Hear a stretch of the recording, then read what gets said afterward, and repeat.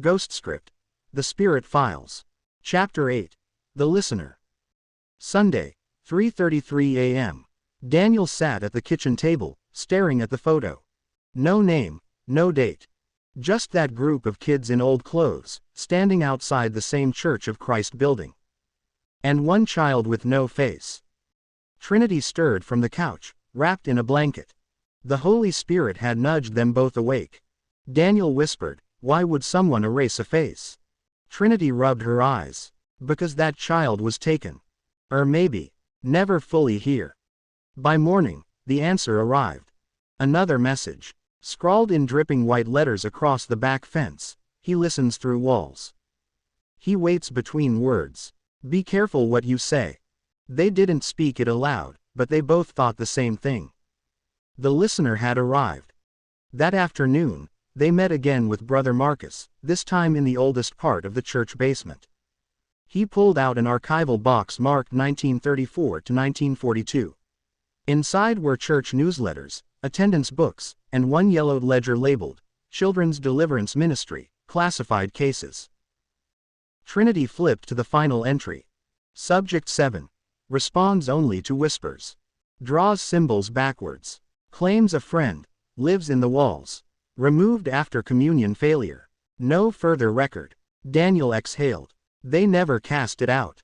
Marcus closed the book. If the church leaders didn't finish the work, that thing might still be lingering.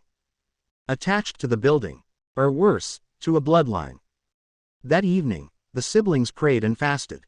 They set out to retrace the case, starting in the church nursery. The walls there were thick with history. Cracked paint, hidden panels, and creaking vents. Trinity pressed her hand against a side wall and froze. Daniel. It's cold. Like the mirror tunnel. She knocked once. Then, a whisper from within, "You're too loud." The wall shifted, just slightly. Behind it, a narrow crawlspace. Daniel reached into his backpack and pulled out his flashlight. Let's go. Inside, the tunnel twisted. Long, damp, and full of old church wires and moldy insulation. Symbols had been etched into the wood beams, some reversed, some burned. Then, a whisper right next to Trinity's ear, "Do you trust your brother?" She spun. Daniel. But he hadn't spoken. Another whisper. Daniel's this time, but warped. "She'll betray you."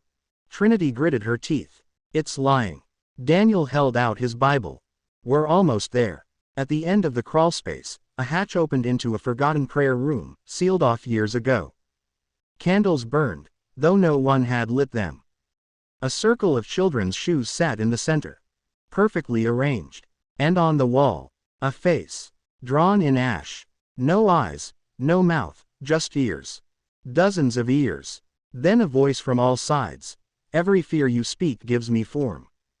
Every doubt makes me stronger." Daniel stepped forward. "You've been feeding off the prayers people didn't finish." The ones whispered in fear.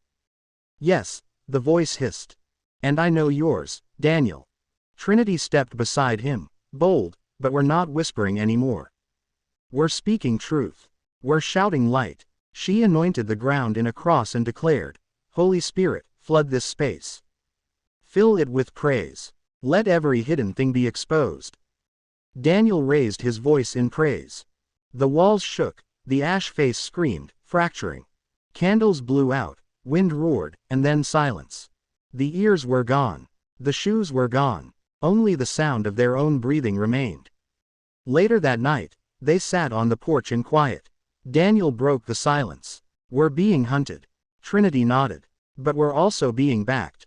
Just then, a breeze lifted a scrap of paper into Trinity's lap. It was the final missing page from the old ledger. The one that had been torn out, a warning. "If you see the listener's eyes, it's already too late." Daniel looked up. Across the street, in the upstairs window of the abandoned house. Two red eyes blinked once. Then vanished. To be continued.